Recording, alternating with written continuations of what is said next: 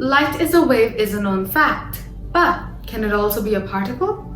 This question once sparked one of the greatest debates in physics, and it was answered by the photoelectric effect.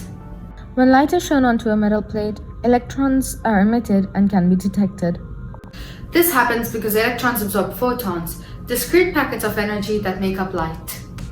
Each electron only absorbs one photon in its energy and now has sufficient kinetic energy to overcome the forces of attraction from the positive metal ion. Now, the conclusion that these are photons, aka particles, and not light waves, comes from a few important observations. If the energy were in wave form, it would take time for the electron to absorb enough of it and be emitted, but instead, almost immediate emission of electrons is observed. The light intensity or brightness does not affect the electron's maximum kinetic energy. Theoretically, it should have, since the intensity of a wave relates to its energy. This is because the energy of a photon is determined by E equals hf, where h is the Planck's constant and f is the frequency of the incident light.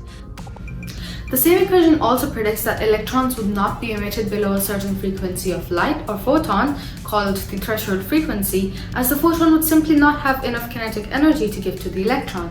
And this does match experimental results. So, to all those indecisive people out there, light is just like you. And when things don't seem to make sense, maybe sometimes all we need to do is find a new perspective.